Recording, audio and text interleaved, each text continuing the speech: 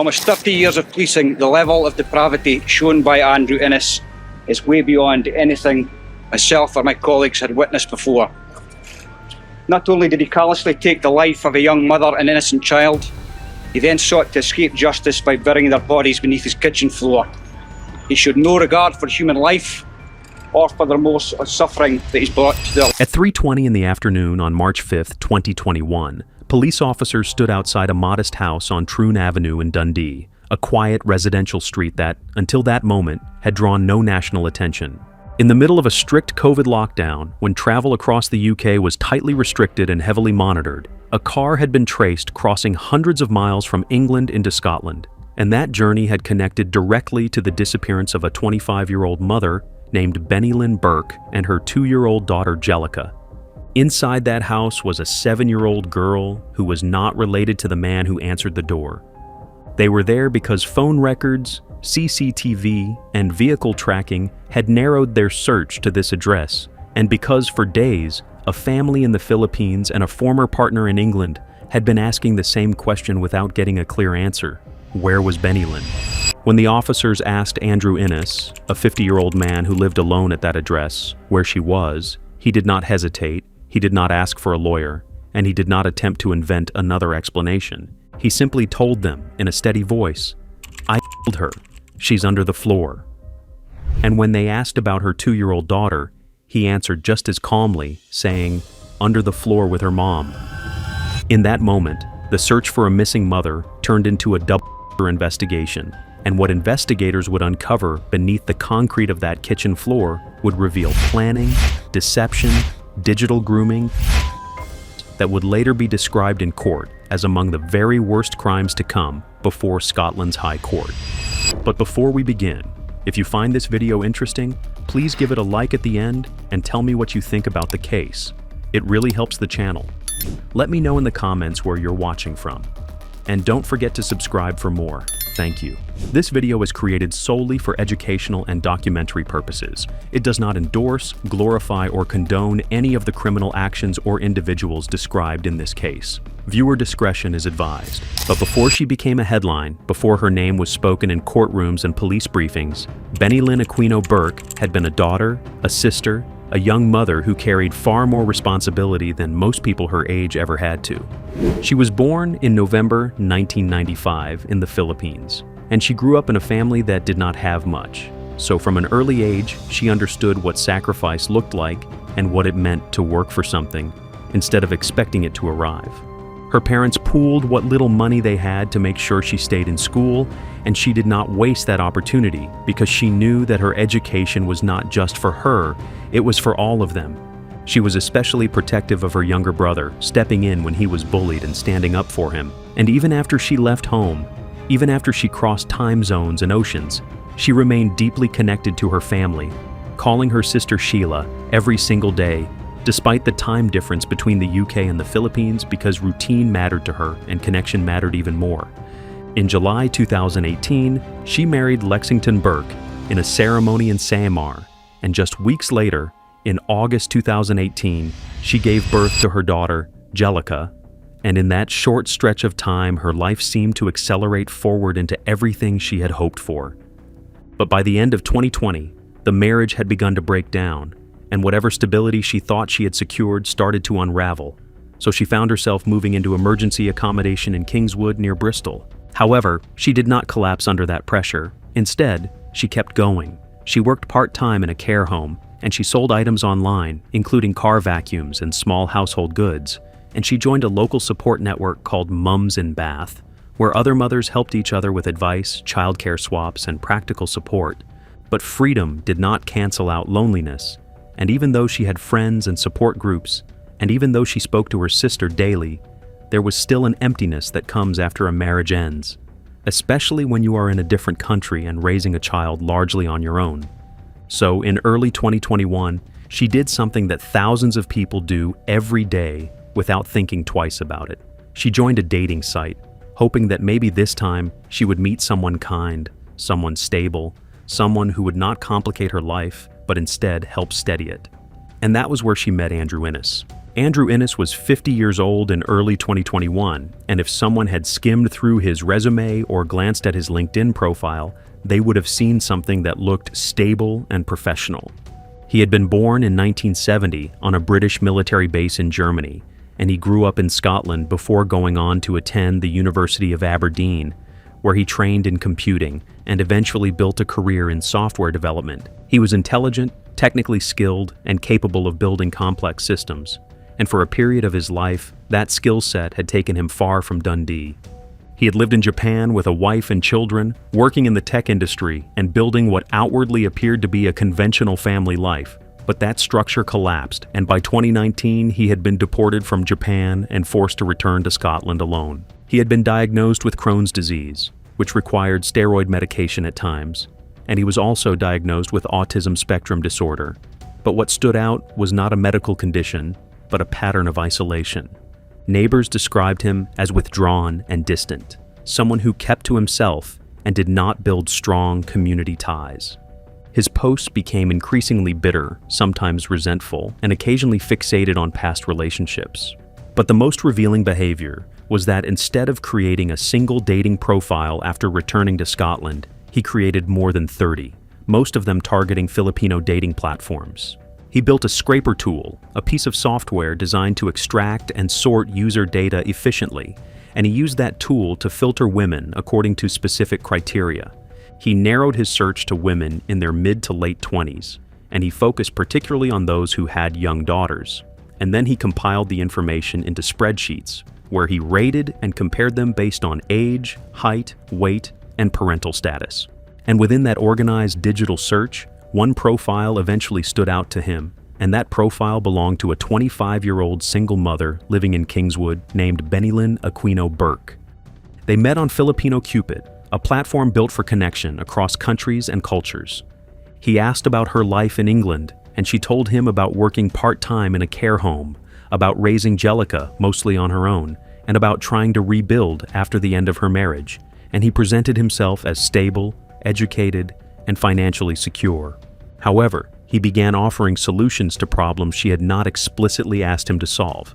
He told her he could offer her a job in Dundee, something administrative, something tied to community work, and he promised £1,000 a month, which for someone juggling childcare and part-time income was not insignificant. He also offered accommodation, suggesting that she and Jelica could stay with him, and he framed it as an opportunity, as a way to start fresh somewhere quieter and safer.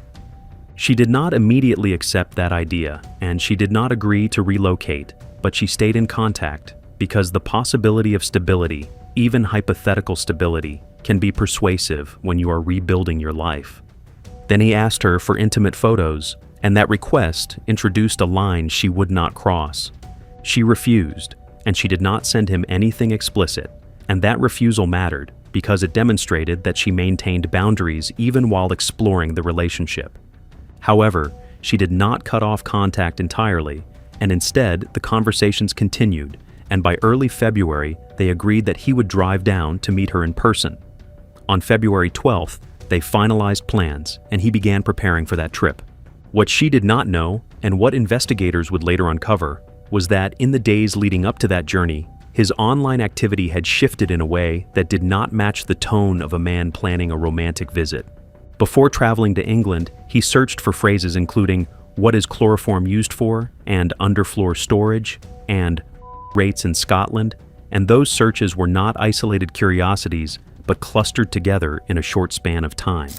Then he purchased items from B&Q, including a hammer, cement, gravel, and various DIY tools. And a skip was delivered to his home shortly afterward, as though renovation work was imminent. He then drove more than 400 miles during a national lockdown, crossing from Scotland into England, and although travel restrictions were strict at the time, he made the journey anyway, framing it as a romantic gesture. When he arrived, he did not check into a hotel. Instead, he slept in his car, and he made sure she knew that, and she felt sorry for him. She saw a man who had driven across the country to see her and who was now resting uncomfortably in a vehicle, and that detail humanized him in her eyes. So when he suggested that she and the children come back with him to Dundee for the weekend, she agreed, They did not pack overnight bags, and they did not prepare for a long stay because the plan, at least from her perspective, was temporary. It was a weekend visit, nothing more, and she believed she would return home afterward. That small detail, the absence of luggage, would later become one of the quiet indicators that she had not intended to disappear, because everything about that trip suggested she expected to come back. So, on February 18th, 2021, the car left England and headed north toward Scotland, and inside that vehicle were 4 people who each understood the journey differently. Andrew Innes was driving, focused on the road ahead, and in the passenger seat sat Benylyn, hopeful but cautious, while in the back were 2 children, her 2-year-old daughter Jelica, and a 7-year-old girl who would later be referred to in court as Jane Doe.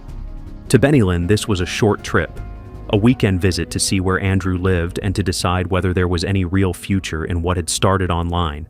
But to Andrew, the significance of that drive was layered with intentions she did not yet see. And during the journey, she called her sister Sheila on FaceTime, and she did what she always did when something new was happening in her life. She shared it. She flipped the camera around so that Sheila could see Andrew in the driver's seat. And when they arrived in Dundee, the days that followed looked ordinary on the surface. Sheila, watching from a distance through video calls and messages, encouraged her sister gently. She had seen Benylyn struggle through the breakdown of her marriage, and she wanted her to find happiness again, so she said, "Maybe this time it will work." However, what neither Sheila nor Benylyn realized was that this would be the last normal conversation they would have. By February 23, 2021, inside the kitchen at 21 Troon Avenue, Benylyn was cooking, moving between the stove and the counter in a space she had only been in for a few days. And in that moment, there was no indication that this ordinary domestic scene would become the center of a murder investigation. The only direct witness to what happened next was the 7-year-old girl who would later testify under the protection of anonymity, and her words in court were simple but devastating. She said, "He had a heavy hammer," and she described him striking Benylyn while she was in the kitchen. And after the initial assault, he left the kitchen and then returned holding a long-bladed knife, and Jane Doe later described that sequence as though she were replaying a moment she could not erase. "I couldn't speak, because she was overwhelmed and frightened and unable to communicate clearly. Benylyn's body was wrapped, and steps were taken to conceal what had happened. And over the following hours and days, a section of the kitchen floor was opened up, concrete was poured, and fresh tiles were laid as though renovation work had simply accelerated unexpectedly. A skip remained outside the property, reinforcing the appearance that ordinary home improvement was taking place, and from the street it looked like nothing more than routine DIY. When police eventually questioned him, Andrew claimed that she had attacked him first, saying, "She came at me with a sushi knife," and he framed the killing as self-defense, describing a confrontation in which he had responded to a perceived threat. However, CCTV footage would later show him purchasing a hammer in the days before the trip, and investigators would piece together the timeline of those earlier internet searches and hardware purchases. And that evidence did not align with a spontaneous act of self-protection. Instead, it pointed toward preparation, and it contradicted the narrative he offered once he was under arrest. But that was only the beginning. After Benylyn was killed, Jelica was still there, and for 2 to 3 days, she remained alive inside that same property where her mother had just been buried beneath the kitchen floor. Andrew later told investigators that Jelica wanted her mother, and he described her crying and searching for her, framing her distress as something he found difficult to manage.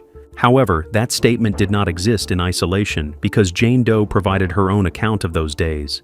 When Andrew was later questioned about what happened to Jelica, he did not deny responsibility, and instead he offered a justification that would echo in court. He said, "It seemed logical to put her with her mom," reducing a child's life to a sentence that attempted to rationalize the irreversible. He framed it as inevitability, as though he had arrived at a conclusion rather than committed an act, and that phrasing would become central to the prosecution's argument that his actions were not driven by uncontrollable psychosis but by deliberate choice. Afterward, Jelica was buried beside her mother beneath the same section of concrete, and from the street, nothing signaled that a 2-year-old child had been placed beneath that kitchen floor alongside the woman who had raised her. By February 22nd, something had already shifted in the pattern that Sheila knew so well, because her sister did not miss daily calls without explanation, and silence was not part of their routine. So when messages stopped coming and video calls were not returned, she reached out directly to Andrew, addressing him politely at first, because she still believed she was speaking to someone who cared about Bennylyn's safety. She wrote, "Sir, what happened to my sister?" And the word "sir" reflected both respect and uncertainty, because she was asking for reassurance from the man who was supposed to be hosting her sister in his home. Andrew responded quickly. He told her, "She's perfectly fine," and then added, "She's in Glasgow," shifting the location away from Dundee and placing distance between himself and any immediate concern. He continued saying, "Scotland is peaceful," as though geography alone could replace proof of life. And he constructed a narrative in which Benylyn had chosen to leave his home voluntarily. He claimed that a teacher had become involved, and he suggested that Benylyn was hiding from Lexington, her former partner, framing the situation as one in which she needed to disappear for her own protection. He said she had discarded her phone, which conveniently explained why no one could reach her, and he layered these claims in a way that sounded plausible on the surface, but avoided providing anything concrete. And when Sheila pressed further and asked directly, "Can you tell me my sister is alive?" he did not answer the question in the way she needed, and instead, he circled back to general assurances without offering specific proof. At one point, he even mentioned wiping his devices so that police would not be able to trace Benylyn, suggesting that any digital trail would be erased. Then he sent a video clip as reassurance, but investigators would later determine that it was an old recording, repurposed to simulate normality. Sheila, still holding on to hope and trying to remain calm, ended one exchange with, "I hope we can chat again," and Andrew replied, "Maybe one day once the dust has settled," a phrase that in retrospect sounded less like reassurance and more like closure spoken too early. But by early March, the explanations no longer held, and what had begun as a family's private concern had escalated into a cross-border investigation. Benylyn had missed a scheduled social work appointment, which was out of character, and Lexington had reported that he could not reach her. So Avon and Somerset police began tracing movements and phone activity. CCTV footage and vehicle tracking revealed something critical. Andrew Innes's car had traveled from Dundee to Kingswood during lockdown restrictions and then returned north shortly afterward, and that journey placed him at the center of the timeline. So Police Scotland were contacted, and the address on Troon Avenue became the next step. At 3:20 in the afternoon on March 5th, officers arrived at the property.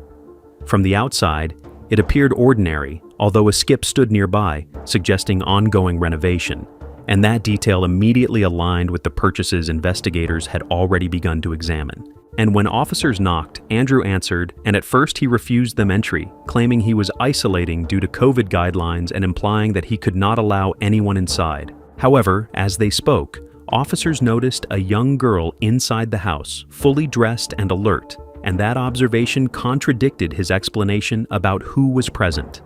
When they questioned him about the child, it became clear she was not his daughter, and once they spoke directly to her, the reality began to surface.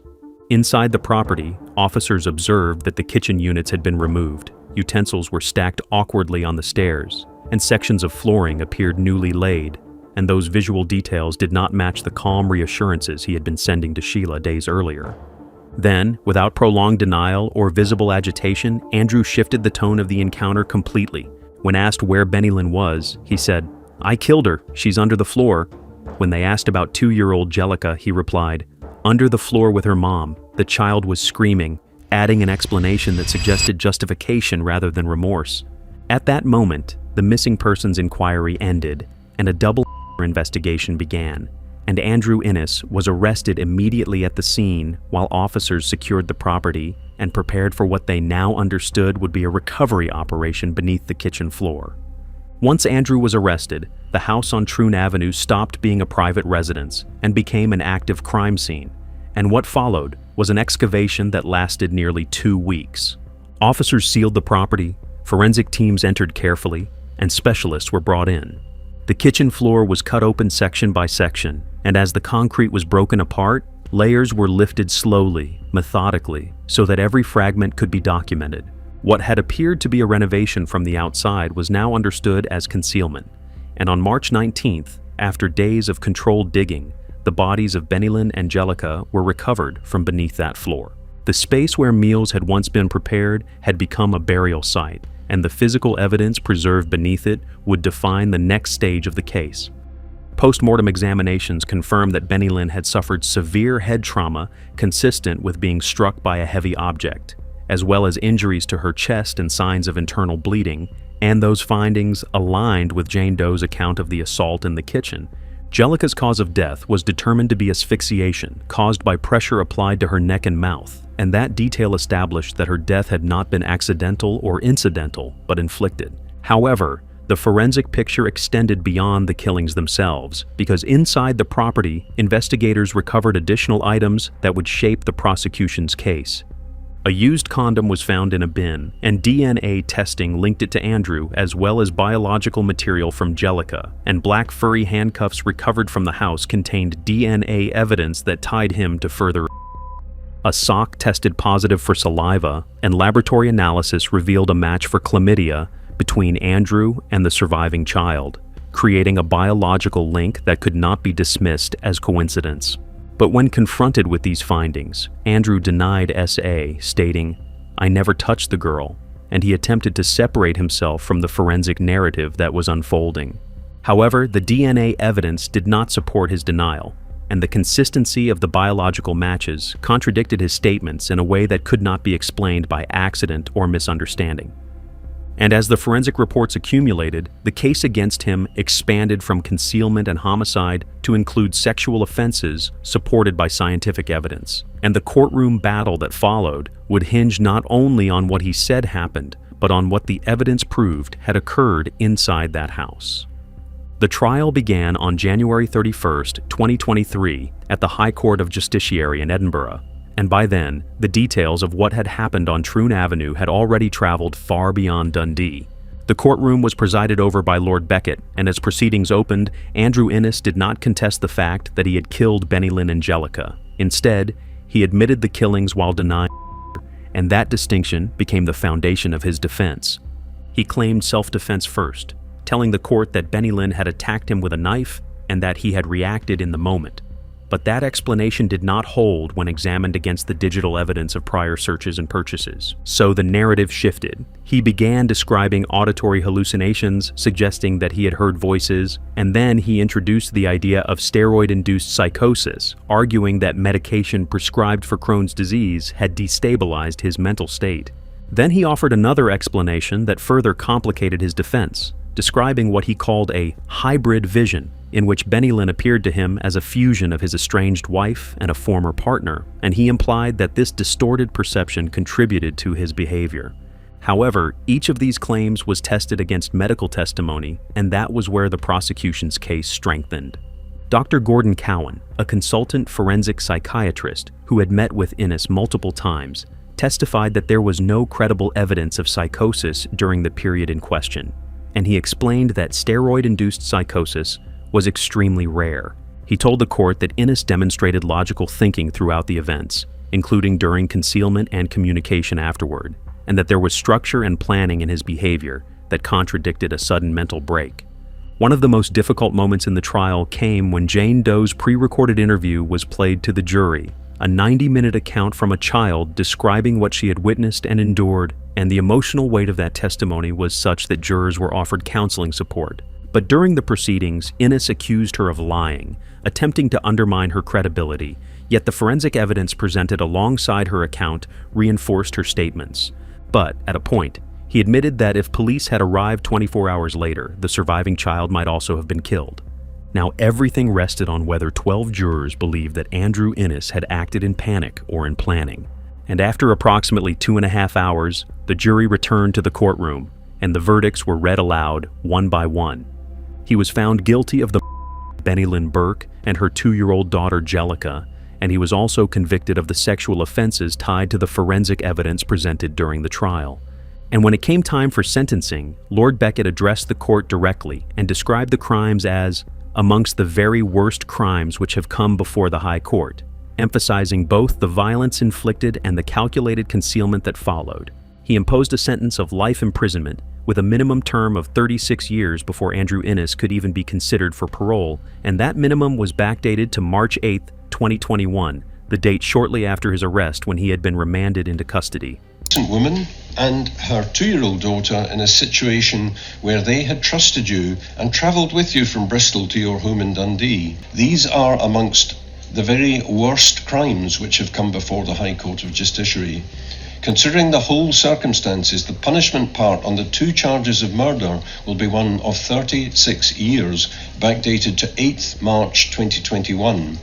This does not mean that this is a sentence of 36 years. You are sentenced to life imprisonment, and you will serve at least 36 years before you can be considered for release on parole. It will be for the parole board to determine whether you will ultimately be released, and they will consider the safety of the public in reaching that decision. An appeal was lodged in the months that followed, challenging aspects of the conviction and sentence, but those efforts were rejected, and the outcome of the trial remained intact. Andrew Innes was transferred to a high-security prison in Scotland, where he continues to serve his sentence, and while the legal process reached its conclusion within the structure of the court, the impact of what happened on Troon Avenue extended far beyond that room and far beyond the years assigned to his imprisonment. In almost 30 years of policing, the level of depravity shown by Andrew Innes is way beyond anything myself or my colleagues had witnessed before. Not only did he callously take the life of a young mother and innocent child, he then sought to escape justice by burying their bodies beneath his kitchen floor.